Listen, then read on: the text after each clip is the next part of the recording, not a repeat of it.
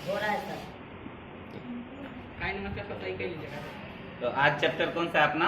मानव नेत्र है ना। मानव नेत्र हम लोग समझेंगे मानव नेत्र क्या होता है। ये चित्र किसका बना हुआ है? मानव नेत्र का चित्र बना हुआ है। तो इस सबसे पहले हम लोग समझेंगे कि मानव नेत्र है क्या।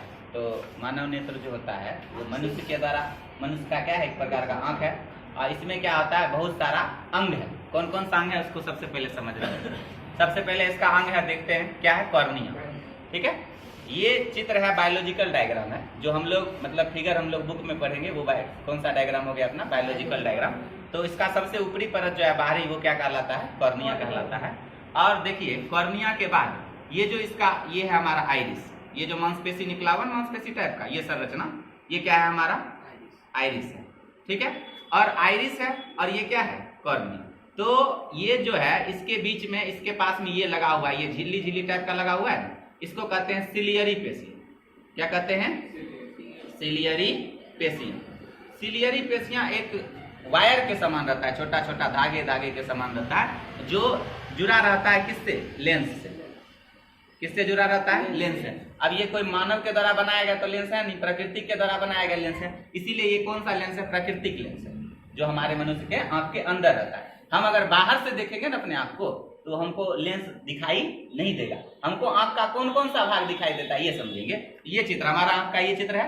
ठीक है, तो आंख का जो सबसे बीच वाला मिड पॉइंट होता है, काला काला जो होता है हमारे आंख के बीच में, वो क्या कहलाता है? हमारा पुतली कहलाता है। और ये दोनों आइरिस के बीच वाला ये जो गैप स्थान है ना, ये क्या है? पुतली। और हमारे आंख का यहाँ पर दिखता है पुतली। और पुतली के बाद यहाँ भी तो कुछ रहता है, भूरा भूरा कलर का आंख के एकदम पुतली के चारों ओर जो जगह रहता है उसको क्या कहते हैं हम लोग? आइरिस कहते हैं। क्या कहते हैं? आइरिस।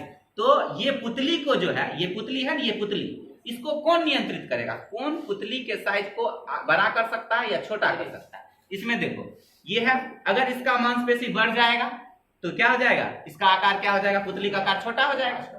अगर मान लो मांसपेशी इसका पिचक गया, थोड़ा सा पतला हो गया, तो पुतली का आकार क्या हो जाएगा? बढ़ जाएगा। उसका क्या काम है? तो सबसे पहला इसमें क्वेश्चन क्या हमारा बना कि पुतली को कौन नियंत्रित कर रहा है? इस पॉइंट को, यहां से यहां तक के बीच के द्वार को कौन नियंत्रित कर रहा है? तो आइरिस ही तो कर रहा है, नहीं कर रहा है? आइरिस।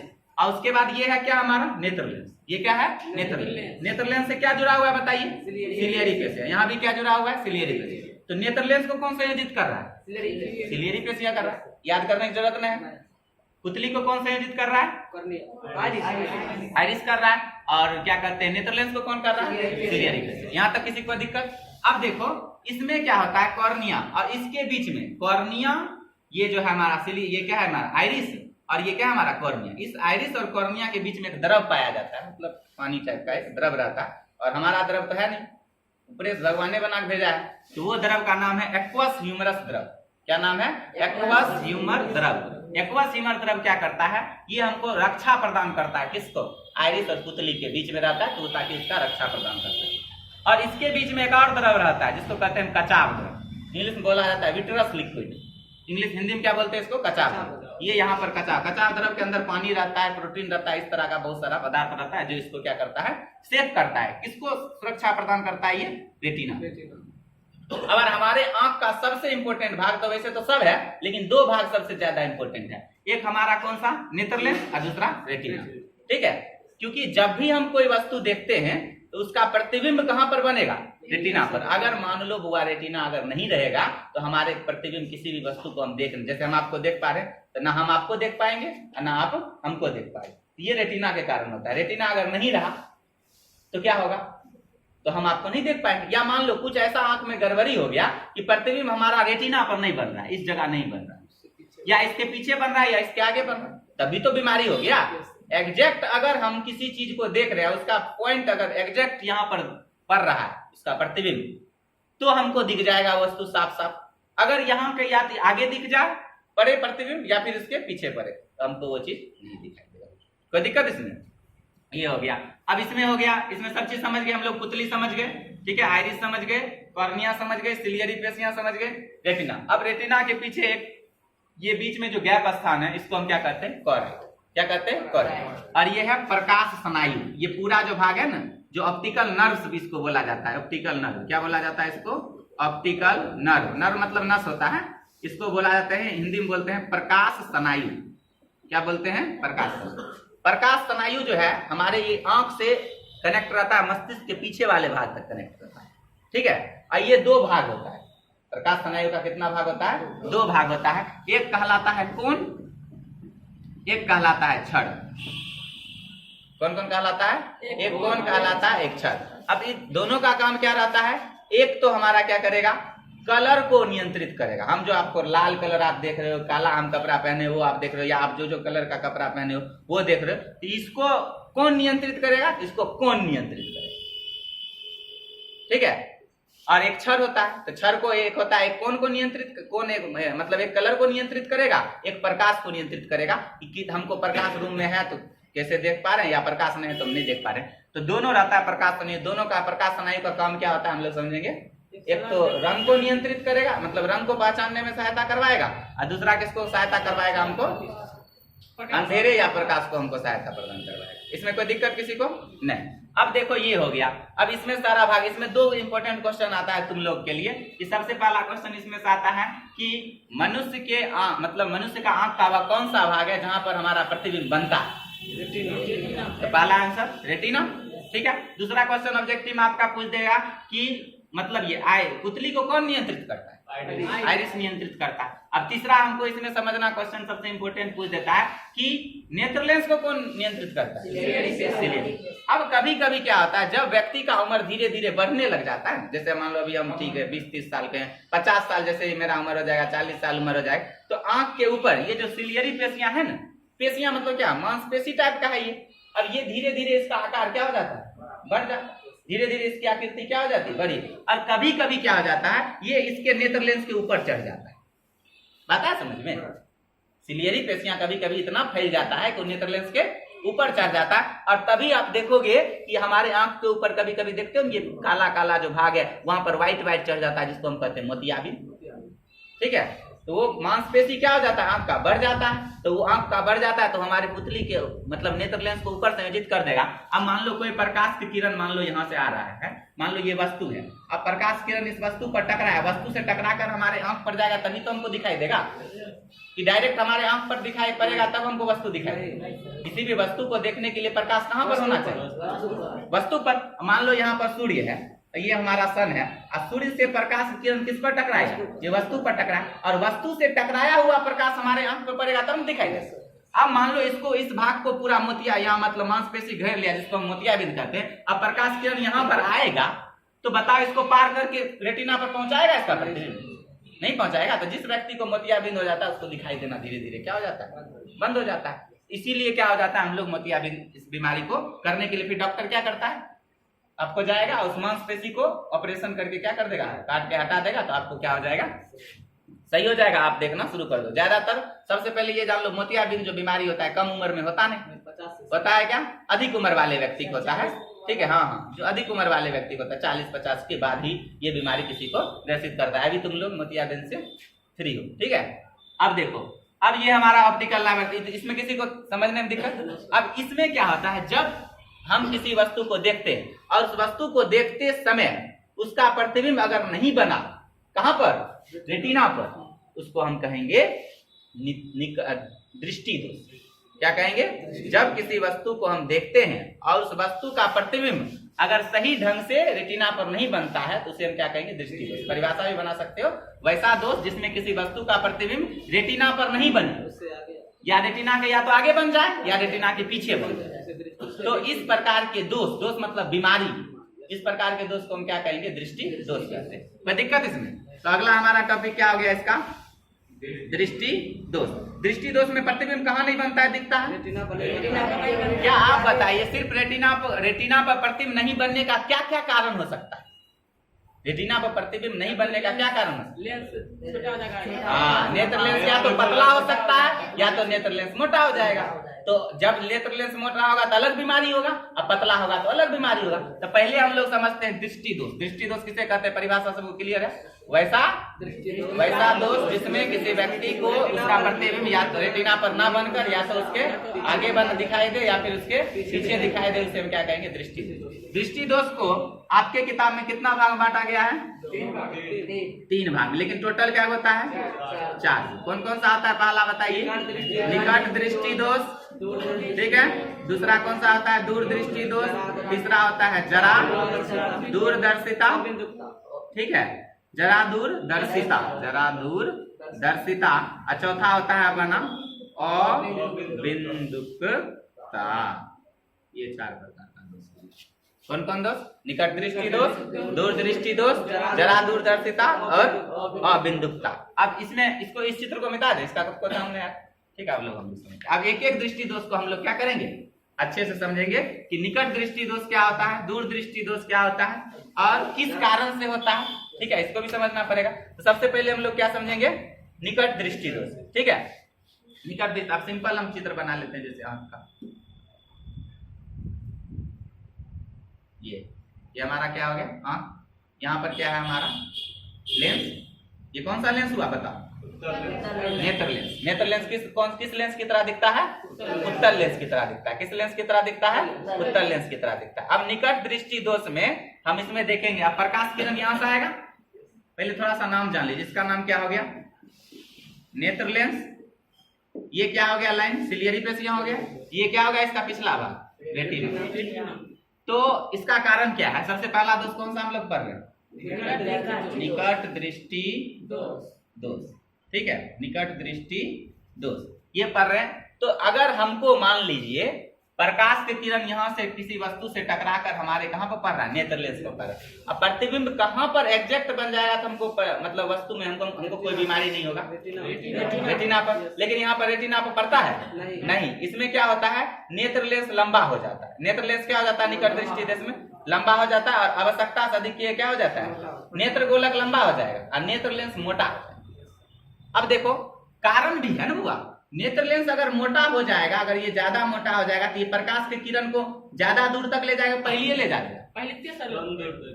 मोटा है तो प्रकाश के किरण को तो पहले सिकोड़ देगा। मतलब पहले सिकोड़ने का मतलब प्रकाश के किरण, अब ये मान लो नेत्र लेंस अभी मोटा है, ये प्रतिबिंब अगर मान लो मोटा नहीं होता तो प्रतिबिंब कहाँ बनता? ये ऐसे बन जाता प्रतिबिंब। कहाँ पर बनता प्रतिबिंब? रेटिना पर बनता। अब चूंकि नेत्र लेंस क्या हो गया? मोटा हो गया, उम्र बढ़ गया, नेत्र लेंस क्या हो गया? मोटा हो गया। अब उम्र बढ़ गया, नेत्र लेंस मेरा मोटा हो गया तो ये प्रतिबिंब रेटिना पर नहीं बनाएगा। ये क्या करेगा? मोटा होने के कारण पहले बना, रेटिना से पहले बना देगा। अब यहाँ पर देखो, यहाँ से पहले बन गया, रेटिना से पहले। अब हमको बीमारी हो गया, अब डॉक्टर के पास जाएंगे, हमको क्या हो गया? निकट दृष्टि दोष हो गया, रेटिना से पहले बन रहा है। तो डॉक्टर क्या करेगा हमको?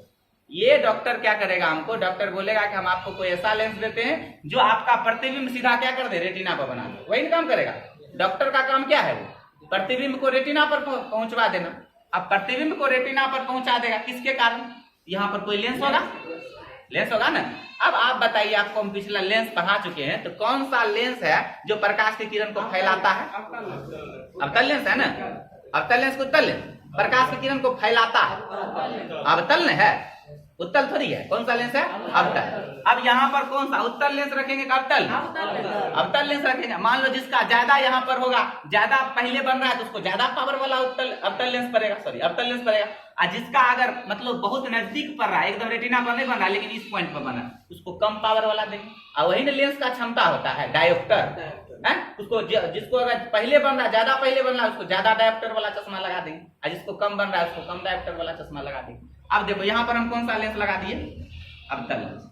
अब अवतल लेंस जैसे ही प्रकाश किरण के यहाँ, ये प्रकाश किरण को क्या कर देता? फैला देता। तो प्रकाश किरण फैला कि नहीं पहले ये बताइए। ये देखो प्रकाश किरण फैल गया। अब प्रकाश पहले यही से जा रहा था, अब चश्मा लगा लिए हम कौन सा लेंस का? कौन सा लेंस का चश्मा लगा दिया? अवतल लेंस का चश्मा लगा। जैसे ही अवतल लेंस का चश्मा लगा दिया, प्रकाश किरण कैसे जाना था, लेकिन अब प्रकाश किरण ऐसे फैल गया। अब प्रकाश किरण ऐसे अब जाएगा कि नहीं? ऐसे ये पड़ गया। अब देखो प्रकाश किरण पहले यहाँ जा रहा था लेकिन अब यहाँ जा रहा है। अब यहाँ पर जैसे ही पड़ेगा, अब प्रकाश किरण डायरेक्ट कहाँ बन जाएगा? इसका रेटिना पर नहीं बनेगा, बनेगा रेटिना पर, ठीक है।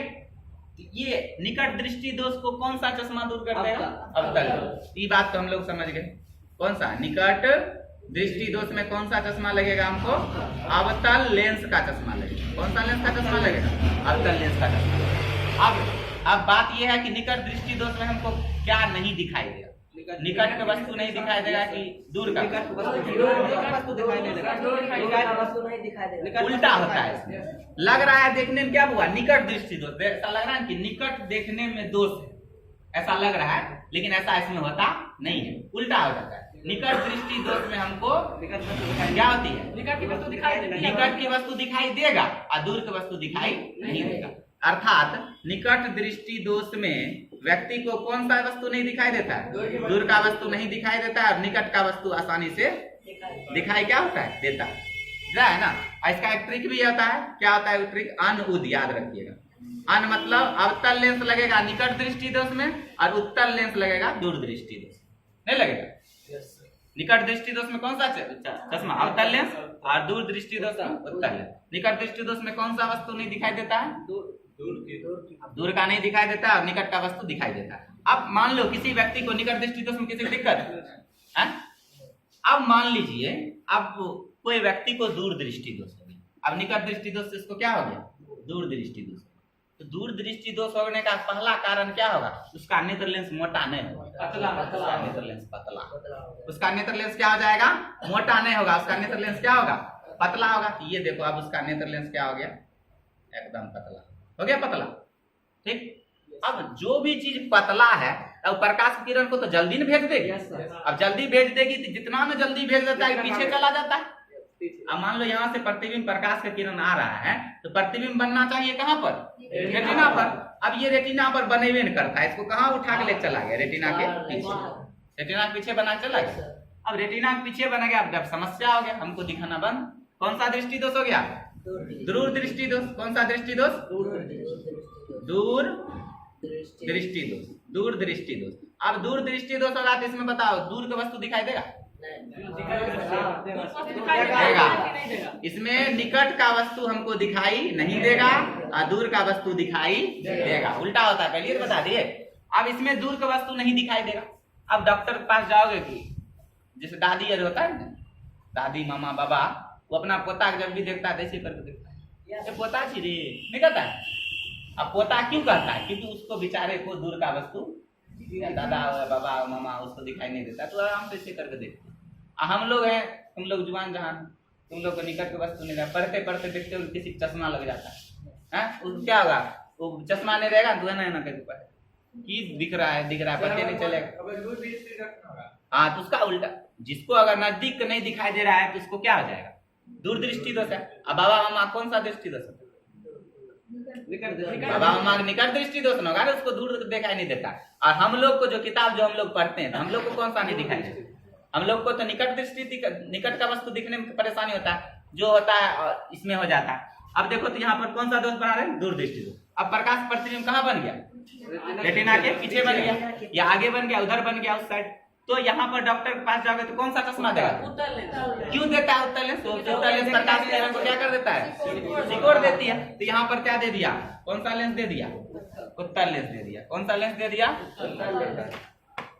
कौन सा लेंस दे दिया, उत्तल लेंस दे दिया। अब उत्तल लेंस दे दिया नहीं, चलो तो ये प्रकाश की किरण को क्या करेगा, पहले तो ऐसे जा रहा था, थोड़ा सिकोड़ देगा और फिर यहाँ से प्रकाश किरण निकलेगा ना।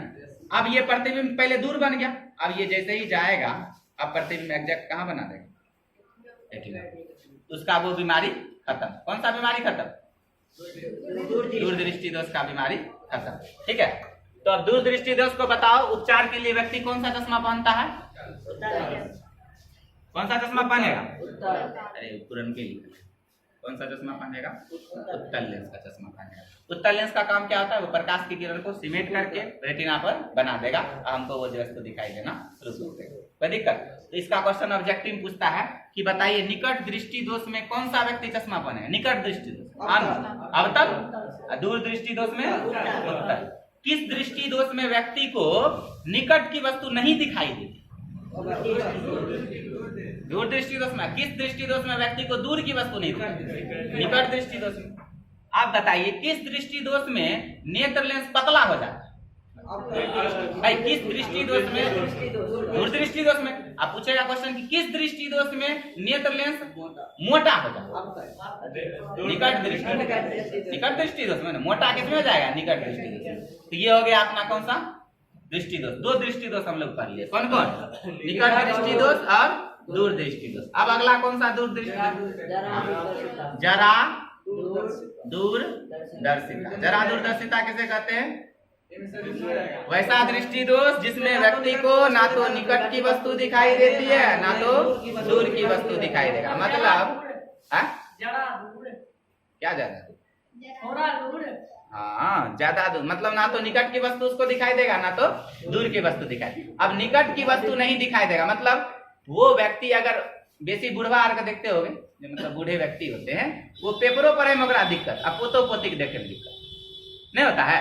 अब देखो जैसे मान लो पेपर है तो उसका चश्मा देखोगे महात्मा गांधी वाला रहेगा, आप कट्टी चश्मा, ऐसा रहता है चश्मा, ये स्वच्छ भारत वाला चश्मा नहीं, ऐसा चश्मा पहनेगा, इतनी बेसी में दूर हो गया, ऐसा रहता है, नीचे से कटा रहता है ना। आप बताओ जो हमारे बाबा लोग हैं, बाबा लोग को पेपर पढ़ने में ऊपर का चश्मा जरूरी, ऊपर का लेंस जरूरी है, नीचे का लेंस जरूरी? नीचे का। और नीचे मतलब उसको कौन सा वस्तु देखने में दिक्कत हो रहा है? निकट को वस्तु देखने में दिक्कत हो रहा है, पेपर पढ़ने में उसको क्या हो रहा है? दिक्कत। तो चश्मा पहने रहेगा, ऐसे करके देखेगा, है नीचा मुंह लगा रहता है, लेंस नीचा लगा रहता है, निकट देखने में दिक्कत हो रहा है, तो दृष्टि दोष कौन सा जगह? दूर। इसको कौन सा बाबा कौन दृष्टि दोष है? दूर दृष्टि दोष। कौन सा दृष्टि दोष? दूर दृष्टि दोष। अब दूर दृष्टि दोष है, डॉक्टर नीचा में कौन लेंस लगा देगा? नीचे रे, दूर दृष्टि दोष में उत्तर लगता है। यहाँ पर क्या लगा देगा बाबा? डॉक्टर दोनों साइड नीचा में कौन चश्मा लगा देगा? उत्तर लेंस। दोनों में उत्तर लेंस चश्मा लगा दिया। अब उत्तर लेंस, अब पोता पोती को देखना है बाबा को, ठीक है, तो उसको देखने में बात नहीं करो, अब उसको देखने में कौन सा चश्मा ऊपर में लगा देगा डॉक्टर? कौन सा लगा देगा? अवतल। तो जो हरकट्टी चश्मा होता है ना, ऊपर में दोनों साइड कौन सा चश्मा लगा रहता है? अवतल लेंस लगा रहता है। नीचे में कौन सा लगा रहता है? तो पोता पोती के देखने में अवतल लेंस काम कर जाता है, पेपर पढ़ने में कौन काम कर जाता है? उत्तल लेंस। और जो ये दोनों बीमारी हो गया उसी को क्या कहते हैं? मतलब जब निकट दिखाई, जब पेपर पढ़ने जाता है तो उसका प्रतिबिंब क्या होता है? पहले बन जाता है रेटिना, और जब पता पोती देखता है तो प्रतिबिंब दूर बन जाता है, मतलब कोनो क्रम का नहीं रहता है, कोनो क्रम का रहा नहीं रहेगा कोनो क्रम। तो ये हो गया कौन सा दृष्टि दोष? जरा दूरदर्शिता। अब जरा दूरदर्शिता में तो दोनों चश्मा लग गया, उत्तलो लेंस लग गया, अवतलो, इसीलिए इसको बोला जाता है बाइफोकल लेंस। तो जरा दूरदर्शिता में कौन सा चश्मा लगेगा? बाइफोकल लेंस का चश्मा लगेगा।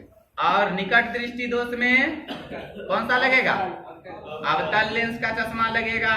और दूर दृष्टि दोष में कौन सा लगेगा? उत्तल लेंस का चश्मा लगेगा। ये कोई दिक्कत? बाबा तो दोनों लगा रहता है, बाइफोकल लेंस लगा रहता है, इसको मिटा दें। महात्मा गांधी काम खाता। अब आगे देखो, देखो महात्मा गांधी की लगल है चश्मा नहीं, पीछा देखो कटा है ना, कटा हुआ। अब लास्ट बच गया अपना कौन सा? अबिंदुकता।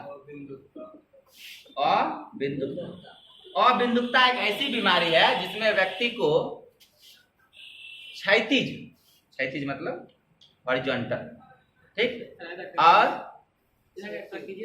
कोई दिक्कत नहीं।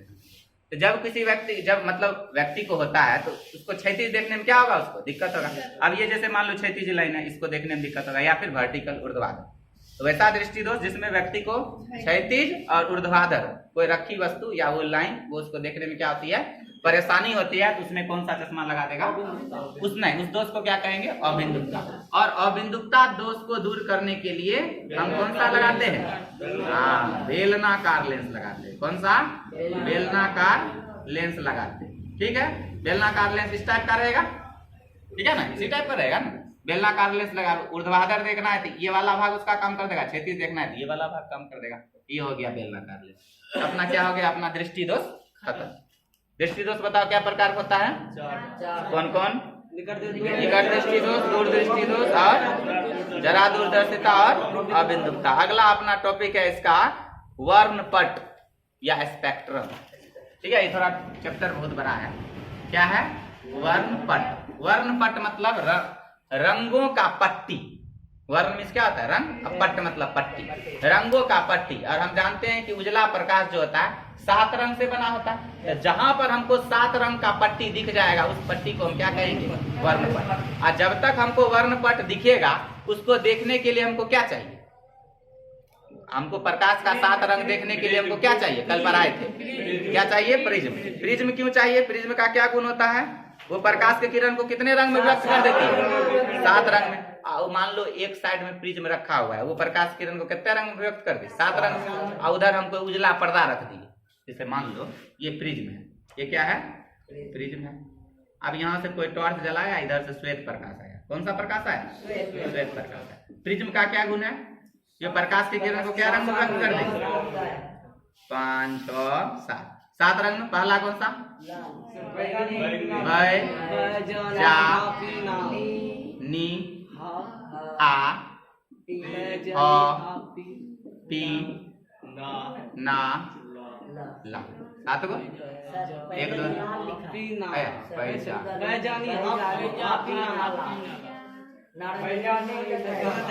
बैजानी हो पीना, बैजानी हो भी बुआर होगा, बैजानी हो पीना। ठीक है, तो ये 7 रंग हो जाता है। हमको कितना 7 पट्टी प्राप्त हो जाएगा? 7 रंग का पट्टी प्राप्त हो जाएगा। हाँ रे, उल्टा प्रिज्म कर देगा, लेकिन 7 होगा टोटल। 7 बने वही है।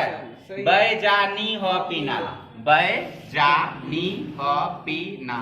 बै मतलब बैगनी, बै मतलब बैगनी, जा मतलब जामुनी, नी मतलब नीला, ह मतलब हरा, पी मतलब पीला, ना मतलब नारंगी, ला मतलब लाल। अब देखो ये 7 रंग। अब मान लो ये 7 रंग का पट्टी प्राप्त होना था। अब यहाँ पर कौन सा वस्तु रखेंगे जो हमको 7 रंग अच्छा दिखाई देगा? ये पर्दा कौन कलर का पर्दा रखेंगे? सफेद रंग का। यहाँ पर श्वेत क्या कर देते हैं? पट्टी रख देते हैं, और उस पर हमको 7 रंग का क्या कर देता है? पट्टी दिखाई देता है, जिसको हम क्या कहते हैं? वर्ण। वर्ण पट का परिभाषा बना सकते हो। जब श्वेत प्रकाश की किरण किसी प्रिज्म से गुजरने के बाद वह उसे जब 7 रंग में व्यक्त कर देती है, तो वो 7 रंग की जो हमें सफेद पट्टी पर, सफेद रंग पे जो हमें एक पट्टी दिखाई देती है, उस पट्टी को हम क्या कहेंगे? वर्णपट कहते हैं। इसी वर्णपट को इंग्लिश में क्या बोलते हैं? स्पेक्ट्रम। क्या बोलते हैं? स्पेक्ट्रम बोलते हैं। अब देखिए अगला है हमारा टॉपिक हुआ कि इंद्रधनुष। अगला टॉपिक क्या है हमारा? इंद्रधनुष। इंद्रधनुष कैसे बनता है? ठीक है, वर्षा में बनेगा बिल्कुल। क्या है अगला टॉपिक? इंद्रधनुष। अब इंद्रधनुष भी कितने रंग का होता है? 7 रंग का होता है। कितने रंग का होता है? 7 रंग का। अब इंद्रधनुष बनने के लिए 7 रंग होना चाहिए। 7 रंग होने के लिए प्रिज्म चाहिए। अब हमारे वायुमंडल में तो प्रिज्म है नहीं, वायुमंडल में कहीं प्रिज्म लटका हुआ है? नहीं है ना। लेकिन पानी का बूंद तो है। जब बारिश होता है तो वायुमंडल में क्या होता है? पानी का छोटा छोटा बूंद रहता है, और वही पानी का छोटा छोटा बूंद जब इस पर प्रकाश की किरण जब पानी का छोटा बूंद पर पड़ता है ना, ये पानी के बूंद पर पड़ता है, तो ये पानी का बूंद प्रिज्म की तरह काम करने लगता है। पानी का बूंद क्या करता है? बहुत सारा बूंद रहता है पानी की वायुमंडल में, क्यों रहे? बहुत सारा रहता है। तो ये प्रकाश की किरण को क्या रंग में व्यक्त कर देते हैं? 3 4 5 6 7 रंग। फिर वही बैजानी हो पीला। तो इसमें एक क्वेश्चन इसमें से पूछ देता है कि इंद्रधनुष जो है हमेशा किस दिशा में बनेगा? सूर्य की दिशा में या सिर्फ विपरीत दिशा? विपरीत दिशा में। रीजन भी है कि ये देखो, मान लो इधर सूर्य है, अब मान लो ये है, ये पूरब है इधर, ठीक। अब सूर्य का प्रकाश किरण इधर से इधर आ रहा है, मान लो उधर सूरज, उधर से सूर्य का प्रकाश किरण इधर आ रहा है। जब प्रकाश की किरण उधर से, मान लो ये पानी का बूंद है, ये पानी का बूंद है, अब सूर्य का प्रकाश किरण इधर से आ रहा है, किस पर पड़ रहा है? पानी के बूंद पर, पानी के बूंद पर पड़ रहा है। तो इसका जो वर्णपट जो हमको 7 रंग का दिखाई देगा, इधर में दिखाई देगा। इधर सूर्य रहेगा तो प्रकाश की किरण इधर से आएगा, बूंद तो यही है, प्रकाश किरण इधर से आएगा तो हमको इंद्रधनुष किधर दिखाई देगा? इधर दिखाई देगा। मतलब हमेशा इंद्रधनुष सूर्य के विपरीत दिशा में दिखाई देगा। बताए समझ? इंद्रधनुष हमेशा किसके कारण कहाँ पे दिखाई देगा? सूर्य के विपरीत दिशा में। पहला ऑब्जेक्ट इसमें यह आ जाता है। और वायुमंडल में ऐसा क्या चीज है जो प्रिज्म की तरह व्यवहार करती है? वायुमंडल में मौजूद पानी का बूंद, पानी के छोटे छोटे बूंद। अब बता, पूरा सुखाड़ है, खूब गर्मी है, चिरकता गर्मी है, और उसमें इंद्रधनुष बनेगा? अभी जैसे अभी बारिश पड़ा है, मौसम वैसा ही बारिश, अभी हल्का धूप निकल जाएगा तो पानी का बूंद प्रिज्म की तरह व्यवहार करेगा, फटाक से प्रिज्म तुमको क्या मिल जाएगा? इंद्रधनुष देखने को मिल जाएगा। देखो अभी तो 4 दिन पहले भी इंद्रधनुष बना था, नहीं बना था? उधर बना था। तो ये हो गया इंद्रधनुष। इंद्रधनुष भी 2 प्रकार का होता है। इंद्रधनुष कितने प्रकार का होता है? 2 प्रकार का। कौन कौन सा? एक होता है हमारा प्राथमिक इंद्रधनुष, और दूसरा कौन सा होता है हमारा द्वितीयक इंद्रधनुष। प्राथमिक इंद्रधनुष जो होता है उसमें जो होता है लाल रंग जो होगा ऊपर रहेगा, और द्वितीयक इंद्रधनुष में लाल रंग जो होगा नीचे होगा, अर्थात इधर ऊपर क्या होगा, बैगनी, बैगनी ऊपर होगा। अरे लाल अगर रंग नीचे है तो बैगनी रंग क्या होगा, बैगनी रंग क्या होगा, ऊपर होगा, नहीं होगा। अब तो बताइए, और प्राथमिक जिसमें लाल रंग सोचो ऊपर है वो ज्यादा चमकेगा कि जिसमें लाल रंग नीचे है वो ज्यादा चमकेगा, जिसमें लाल रंग ऊपर है वो ज्यादा चमकेगा। अर्थात वैसा इंद्रधनुष जिसमें लाल रंग ऊपर हो और ज्यादा चमकीला हो उसे क्या कहेंगे, प्राथमिक इंद्रधनुष। परिभाषा याद करें जरूरत नहीं ना, क्या हो जाएगा बताइए, वैसा इंद्रधनुष जिसमें लाल रंग ऊपर की ओर हो और ज्यादा चमकीला उसे क्या कहते हैं, प्राथमिक इंद्रधनुष। अब अगला है द्वितीयक इंद्रधनुष, वैसा इंद्रधनुष जिसमें लाल रंग नीचे की ओर हो और वो प्राथमिक इंद्रधनुष की अपेक्षा कम चमकीला हो, उसे हम क्या कहते हैं, द्वितीयक इंद्रधनुष। आप बताओ हमारे आसमान में अगर इंद्रधनुष बना, अब कौन इंद्रधनुष ज्यादा समय तक रहेगा, प्राथमिक की द्वितीय, जो ज्यादा चमकेगा वही तो ज्यादा देर तक रहेगा। तो हमारे बादल में जब हमारे वायुमंडल में बनता है इंद्रधनुष तो कौन सा इंद्रधनुष का रंग ज्यादा देर तक रहता है, प्राथमिक इंद्रधनुष का रहता है। अब हम कल बताए थे प्रकाश का तरंग दैर्घ्य नैनोमीटर में बताए थे आपको, 400 से कितना होता है, 700 नैनोमीटर होता है। ये क्या है आपका, है ना, नहीं 620 से 700 लाल रंग का। आपको इसमें ऑब्जेक्टिव के लिए दो रंग का याद रखना, पहला लाल पूछेगा ना अगर प्रकाश का तरंग दैर्घ्य नैनोमीटर में तो आप बोलिएगा 400 से 700, लेकिन लाल रंग का आपको पूछेगा तरंग दैर्घ्य कितना होता है तो 620 से 700 नैनोमीटर। क्यों, दो एक का ज्यादा पूछता है, एक तो लाल का एक बैगनी का, क्योंकि लाल रंग सबसे ऊपर होगा बैगनी नीचे, या बैगनी ऊपर होगा तो लाल नीचे होगा। तो बैगनी रंग का तरंग दैर्घ्य 400 से 440, ठीक है, दो याद रखना है हमको। बैगनी का कितना होता है 400 से 440 nm, nm मतलब नैनोमीटर, नैनोमीटर। अब नैनोमीटर क्या होता है, एक नैनोमीटर बराबर कितना मीटर, तो 10 की पावर -9 मीटर, ये भी पूछ देता है। हाँ, एक एंगस्ट्रॉन में भी होता है, एक एंगस्ट्रॉन बराबर कितना आता है तो 10 की पावर -10 मीटर होता है। कोई दिक्कत आ रहा, ठीक है, ये ऑब्जेक्टिव में भी पूछ देता है। क्योंकि देखो पढ़े हो ना, मिली नमा क्लास में पढ़े हो, milli, micro, nano, pico, femto, atto. तो नैनो 3 नंबर पाता, 3, 6, 9। एक नैनोमीटर में कितना मीटर, 10 की पावर -9 मीटर, 10 की पावर -9 मीटर। और एक एंगस्ट्रॉन बराबर 10 की पावर -10 मीटर। ये ऑब्जेक्टिव है। अब प्रकाश का तरंग दैर्घ्य नैनोमीटर में कितना होगा, 400 से 700, लाल रंग का 620 से 700, बैगनी रंग का 440 नैनो। एक nm बराबर 10 to the power -9 metre, 1 angstrom बराबर 10 to the power -10 metre. 10 to the power 10 होगा ना, -10 होगा, सही, -10 होगा तरंग दैर्घ्य। कोई दिक्कत इसमें नहीं ना है। अब हम लोग समझते हैं अगला टॉपिक है इसमें प्रकाश का प्रकीर्णन। क्या है टॉपिक, बस अब वो लाल क्यों दिखाई देता है, बस खत्म। प्रकाश का प्रकीर्णन, प्रकाश का प्रकीर्णन क्या होता है, देखो मान लो ये कोई धूलकंद है, हमारे वायुमंडल में बहुत सारा धूलकंद मौजूद है।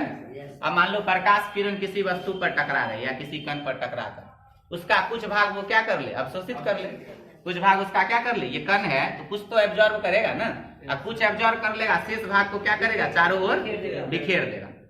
तो प्रकाश की वैसी घटना जिसमें जब श्वेत प्रकाश या प्रकाश की किरण किसी कण से टकराने के पश्चात उसके कुछ भाग को क्या करे, अवशोषित कर ले, और शेष सभी भाग को चारों ओर बिखेर दे।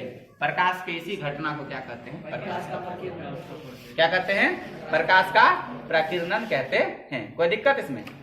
अब देखिए, अब इसमें समझने के, अब एक क्वेश्चन इसमें ये भी पूछ देता है कि बउआ ये बताइए कि तारा जो टिमटिमाता है वायुमंडलीय अपवर्तन का, वो किसके कारण होता है, वायुमंडलीय अपवर्तन के कारण। बिल्कुल सही है। तारा का टिमटिमाना क्या, हमारे यहाँ का वायुमंडल क्या होता है, शांत तो रहता नहीं, गर्म और ठंडा हवा हमेशा क्या होता है, चलते रहता है, जिसके कारण प्रकाश का वेग में क्या हो जाता है, परिवर्तन हो जाता है। आपको प्रकाश का अपवर्तन पढ़ाए थे, जब प्रकाश किरण सरल माध्यम से सघन माध्यम में जाती है या फिर सघन से सरल में जाएगी, या तो विलंब की ओर मुड़ेगी या विलंब से दूर मुड़ेगी। और इसी घटना के कारण हमको मान लो तारा यहाँ पर दिखाई देता है और वायुमंडल से जो प्रकाश, वहां से जो प्रकाश आता है गर्म ठंडा हवा रहता है, तो गर्म हवा का घनत्व क्या हो जाएगा, कम हो जाएगा, और ठंड हवा का घनत्व बढ़ जाएगा। अब घनत्व बदल रहा है तो मतलब माध्यम बदल रहा है, मतलब एक सघन माध्यम हो गया, दूसरा सरल माध्यम हो गया। अब सघन से सरल में जब प्रकाश किरण जाएगा तो प्रकाश किरण क्या हो जाएगा, हमारी आंख तक। मान लो यहाँ पर कोई लड़का है, अब इसकी आंख तक प्रकाश किरण पड़ेगा तो कुछ तो मुड़ा हुआ ही प्रतीत होगा, या तो अविलंब से की ओर या तो अविलंब से दूर। इसीलिए इसको एक तारा क्या होगा, टिमटिमाता हुआ दिखाई। क्या दिखाई देगा, तारा टिमटिमाता। तो तारा किसके कारण टिमटिमाता है, वायुमंडलीय अपवर्तन के कारण। किसके कारण, और इंद्रधनुष किसके कारण दिखाई देता है, हाँ इंद्रधनुष किसके कारण, पानी के कारण। लेकिन प्रकाश के किस घटना का, अपवर्तन के कारण। ठीक है, अब इसमें एक चीज आप समझिए, सूर्योदय के समय सूर्यास्त, सूर्योदय और सूर्यास्त के समय सूर्य लाल क्यों दिखाई देता है। अब मान लीजिए ये हमारा क्या है, पृथ्वी है, यहाँ पर कोई आदमी खड़ा है, ठीक, ये रहा आदमी। अब यहाँ मान लीजिए एक सूर्य यहाँ पर है, सूर्योदय के समय सूर्य यहाँ रहेगा, यहाँ रहेगा। अब ये सूर्य ऐसे जाएगा, सूर्य ऐसे घूमेगा। ये क्या है, सुबह के समय, इसके समय सुबह के समय। दोपहर के समय सूर्य यहाँ पर आ जाएगा, इसके यहाँ ना आ जाएगा, और फिर शाम होगा, ये शाम के समय सूर्य यहाँ पर आ जाएगा। तो सूर्य का 3 पोजीशन बदला, सुबह यहाँ पर था, दोपहर सामने आ गया, और शाम को यहाँ। तो किस कंडीशन में सूर्य का दूर है, एक तो सुबह में इस व्यक्ति से दूर है, और एक शाम में इस व्यक्ति से दूर है, और दोपहर में एकदम बगल में नजदीक में, उसकी अपेक्षा क्या है, थोड़ा कम दूरी। अब सुबह में सूर्य का प्रकाश यहाँ पर है, और हम जानते हैं कि अभी पढ़ाए थे कि लाल किस रंग का तरंगदैर्घ्य सबसे अधिक होता है, लाल रंग। लाल रंग का क्या होता है, तरंगदैर्घ्य अधिक होता है। तो जब व्यक्ति सुबह सुबह उठेगा तो यहाँ तो सूर्य का प्रकाश 7 रंग से मिलकर बना है। कौन कौन, बैजा, नीला, पीला, लाल। अब यहाँ से सब रंग का तरंगदैर्घ्य तो ठीक होता है, लेकिन सबसे अधिक तरंगदैर्घ्य किसका होता है, लाल का। कितने है, 620 से 700 नैनोमीटर होता है। तो बताइए, जब सूर्य का प्रकाश किरण सुबह सुबह निकलेगा तो कौन सा प्रकाश की किरण इसको आंख तक पहुंचेगा, लाले रंग में पहुंचेगा। अब बाकी ये नहीं है कि बाकी सब रंग नहीं आएगा, वो सब रास्ते में क्या हो जाएगा, विक्षेपित हो जाता है। तो जब सुबह सुबह देखेगा अब इसके आंख पर लाले रंग पड़ रहा है, तो सूर्य का कलर क्या दिखाई देगा, लाल। जबरदस्ती नीला तो दिखाई नहीं देगा, है। अब चूंकि जब दोपहर के समय आता है तो इसकी दूरी क्या हो जाती है, कम हो जाती है, तो यहाँ पर सब रंग दिखाई दे देता है। लाल भी पहुंच जाता है इसके आंख पर, बैगनी भी, जामुनी भी, नीला भी, नारंगी भी, आसमानी भी, सब रंग पहुंच जाता है, सातों पहुंच जाता है। और जब सातों रंग एक जगह पहुंच जाएगा तो उजला मिल जाता है।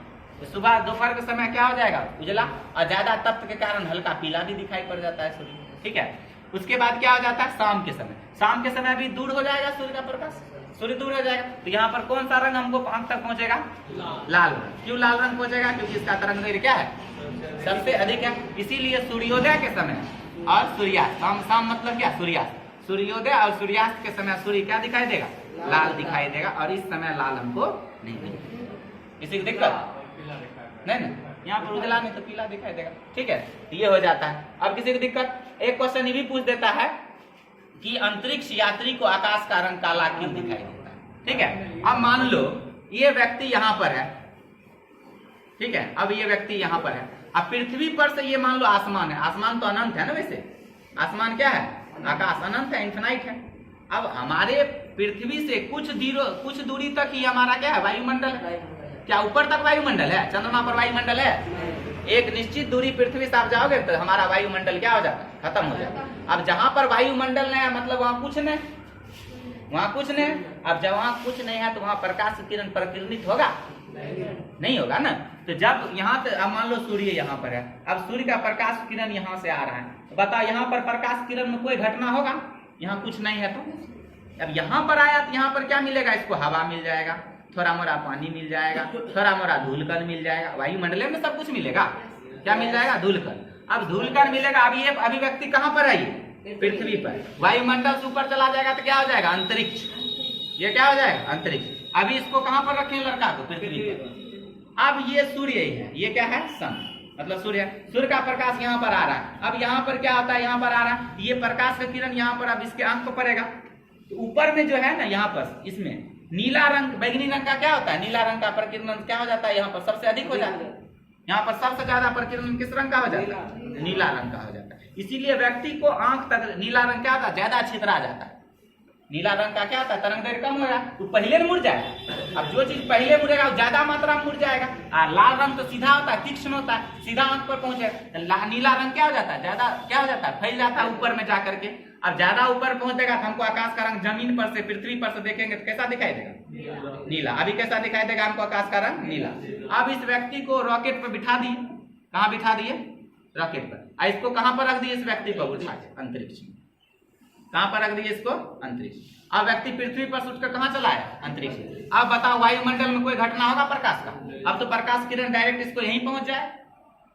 अब यहाँ पर प्रकाश किरण इसको पहुंचेगा, अंतरिक्ष पर इसको मिलेगा प्रकाश किरण, तो यहाँ पर बताओ प्रकाश कोई नीला रंग या पीला रंग या हरा रंग या लाल रंग कोई परिकिरणित होगा। जब वायुमंडल में कुछ है ही नहीं तो कोई घटना ही नहीं होगी, और जब कोई घटना ही नहीं होगी तो हमको यहाँ पर आकाश का रंग क्या क्या दिखाई देगा, काला। क्या दिखाई देगा, काला।